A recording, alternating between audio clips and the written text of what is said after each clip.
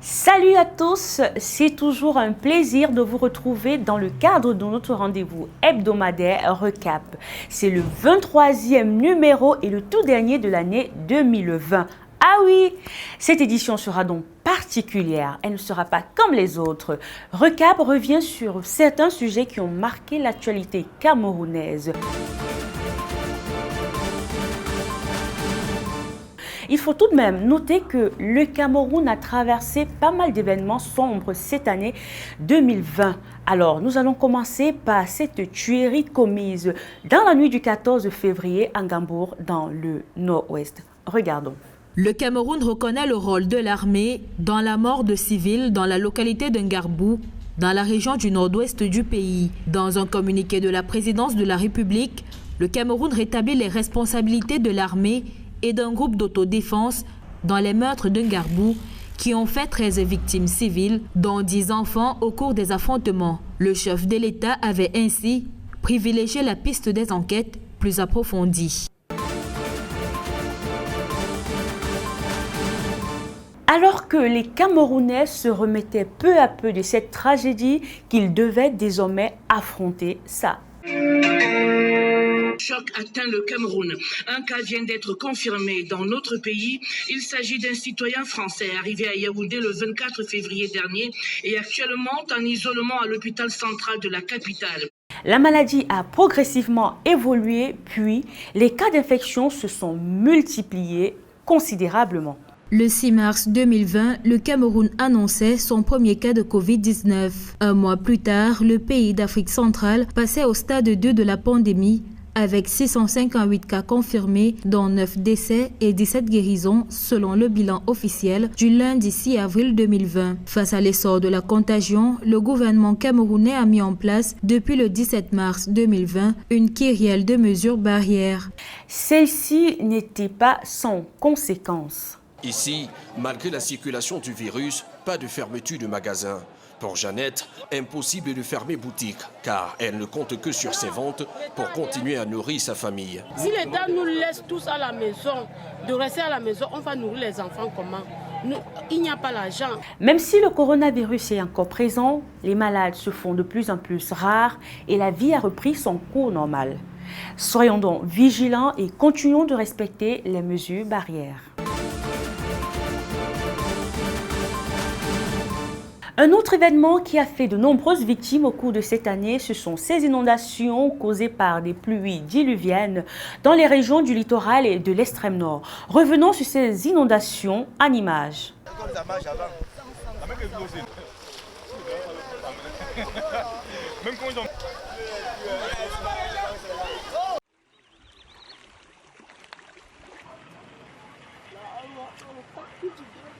Alors, cette image a fait le tour de la toile.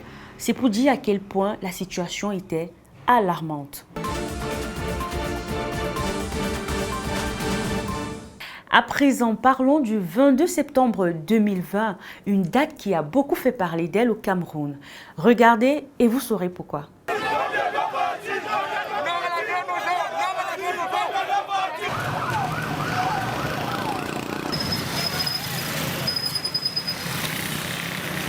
Je n'ai pas besoin de vous dire qu'il y a eu de nombreuses conséquences autour de cette marche, notamment l'arrestation de plusieurs membres du MRC.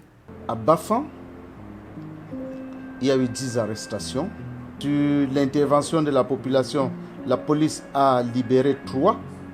À Baham, nous avons pu identifier 14 personnes arrêtées. 8 ont été libérées et 6 sont poursuivis.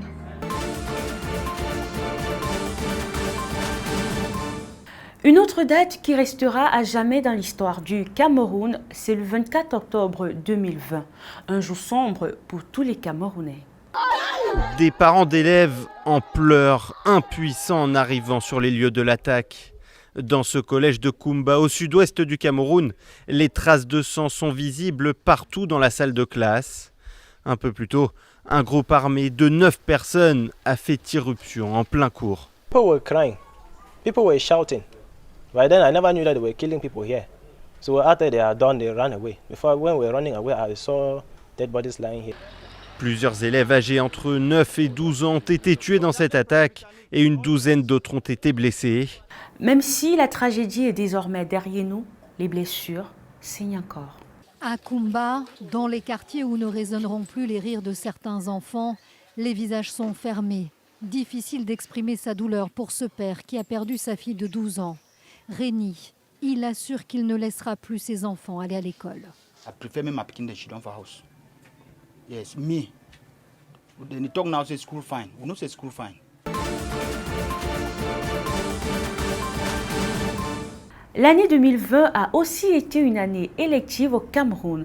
Nous avons eu les élections législatives et municipales. Revivons un tout petit peu ces élections en images. Le temps des élections des députés, des maires et des conseillers municipaux sur l'ensemble du territoire national a été donné ce 9 février 2020 par le président Paul Biya et son épouse. Comme eux, ce sont près de 6 853 498 électeurs, selon Elecam, qui ont exercé leur droit de vote. Le Cameroun a aussi connu sa toute première élection régionale le 6 décembre dernier.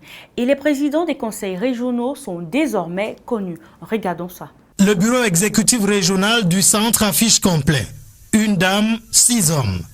L'ancien délégué du gouvernement auprès de la communauté urbaine de Yaoundé rempile. Il s'agit donc de nous tenir la main et de nous engager intellectuellement et techniquement.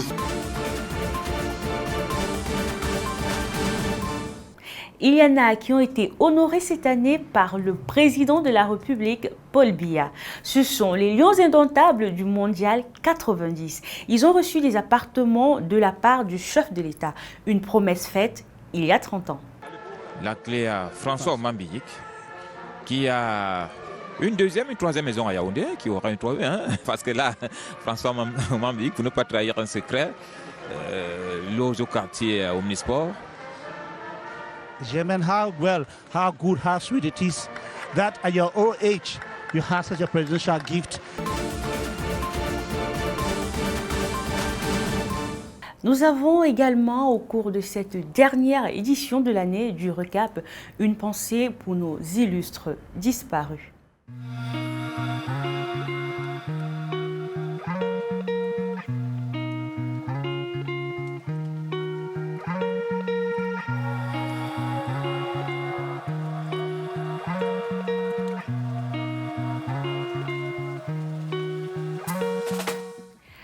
C'était donc une année assez sombre, certes, mais c'est avec beaucoup d'espoir que nous allons entrer dans la nouvelle année. Joyeux Noël à tous et bonne année 2021. Que le Seigneur nous garde tous et retrouvons-nous pour la prochaine saison du Recap. À très bientôt.